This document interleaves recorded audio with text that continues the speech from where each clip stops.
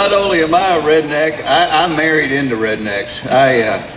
I'm married into world-class rednecks. My wife and her entire family are from the great state of Louisiana. So don't guess we have anybody from Louisiana here, right? Really? Seriously? Are you kidding? What do you think about this electricity? This is not meant. Different colors and everything. I really didn't expect somebody from Louisiana. What part of Louisiana? Alexandria. Yeah, my wife is from New Orleans, and I kid Louisiana, but you'll back me up. Greatest food on the planet Earth, as long as you don't ask too many questions.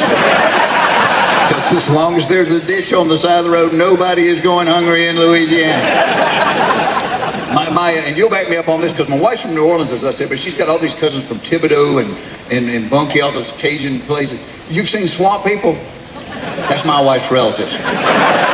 27 of them came to our house last Thanksgiving. I didn't understand a word they said all weekend. The kids were like, hey, Mr. Jeff, you think I'll be all right to go on down the outside house there, so go on the back road, get a rope, you think I'll be all right with do that, huh? Okay. An hour later, my wife's like, did you tell them they could jump off the garage roof?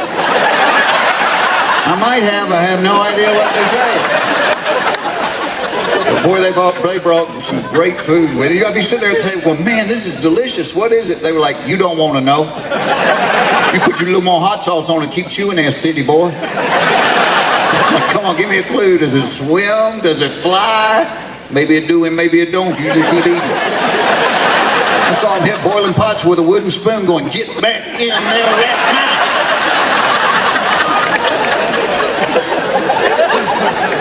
And my wife has all these cousins up in the northern part of the state, up around Shreveport. Several years ago, they had this pretty bad flooding there. And so we were watching it on the news. You know, we were concerned. And I said to my wife, I said, you wait, before the story's over, CNN will go find the biggest idiot they can locate. I said, they're going to show somebody walking chest deep in water right through the middle of town. And they did. And it was my wife's cousin, Danny. But not only was Danny walking chest deep in water, he was holding an umbrella.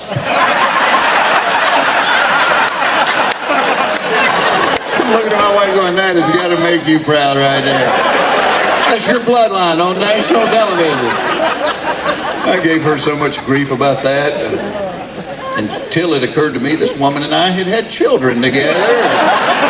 Lord, knowing what I know about my family and knowing what I know about hers, it made me worry about our offspring. Because you mix stagnant pond water with raw sewage, you ain't getting Evian.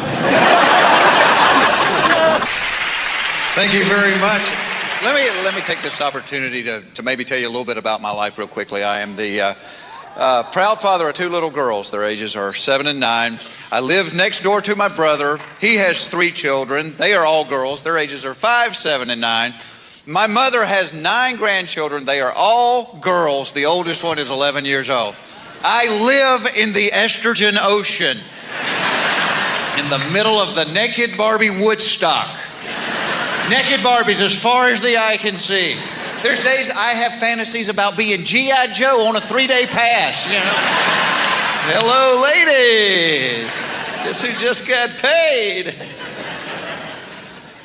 But I'd tell you something else. I've learned a lot about girls. And one of the things I learned is girls can sometimes be a little bit more emotional than boys. Y'all, I spent half my life trying to figure out what people are crying about. I'm like, honey, calm down, and just tell me what happened. Well, I came in and I was going to go upstairs and play with them, but then they locked the door and they called me a stupid head and they said I couldn't be in their club and I was looking for you and I was calling you and calling you. I'm like, honey, calm down. You're going to scare the children. Now just tell me what happened.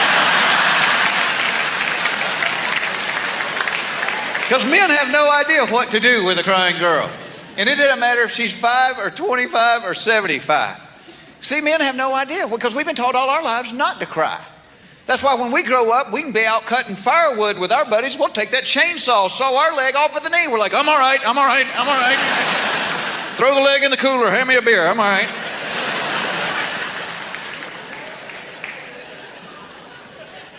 And I tell you something that I have learned from these kids. Kids today are so much smarter than we were growing up. My oldest daughter, on her 5th birthday, asked for and got a computer. 5 years old, gets a computer. She can use it right out of the box. A computer, 5 years old. Remember what we got when we turned 5? Little wooden paddle with a rubber band and the red ball on the end of it. That was a brain builder, wasn't it? 1, 2, 3, 1, 2, 3, 1. You'd hit it about 4 times, the rubber band would snap, the ball would fly across the room, break something, and you get a spanking with the paddle. No wonder we turned out this way. Oh, nowadays you can't even spank your kids. No, got to give them a time out. And my dad would take time out of his busy day to whip our butts, man. But truthfully, there are a ton of things that have changed for kids in just like a generation. I was doing a TV show not long ago, and they were asking, it was kind of more serious questions. And one of them, they said, what's your earliest recollection in life? And I thought about it, and I said, well, I remember being about 3 years old, and I'm standing on the front seat of the car with my dad, and every time he would turn the corner, I would make the sound of tires squealing. You know, like, my dad would go, quit squealing my tires. All of a sudden it dawned on me, what was I doing standing on the front seat of the car? See, back in those days, kids weren't too good to go through the windshield with the rest of the family.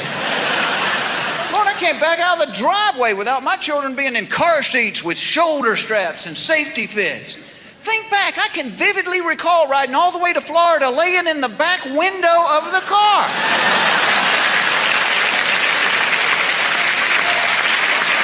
People behind us going, Harold, is that one of those bobbing dogs?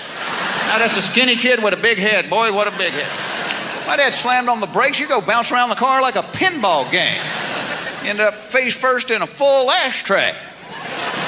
Yeah, because that was back before secondhand smoke, too. Dead of winter, my parents had every window in the car rolled up there, and the front seat smoking like it's a contest. Our car looked like the Cheech and Chong mobile. I'm the only kid in kindergarten with a smoker's cough. Could I please have a crayon? You know, I remember as a child, my mother used to leave me, my brother, and my sister in the car while she ran into the grocery store real fast. If you did that to a poodle now, they would fry you on the 6 o'clock news. And I tell you something else, now that I'm grown and have kids of my own, I understand why my mother didn't want to take 3 youngins in the grocery store. I would rather take a beating with a brick stick than take kids in the grocery store. Because as soon as those doors slide open, those kids start begging like homeless people at Christmas time. And somebody with little kids, what's the worst aisle of the grocery store? Try to get those kids down. Cereal. Cereal. You know why? Because little kids buy cereal the same way grown men buy lingerie. They will buy stuff they care nothing about just to get the prize that's inside.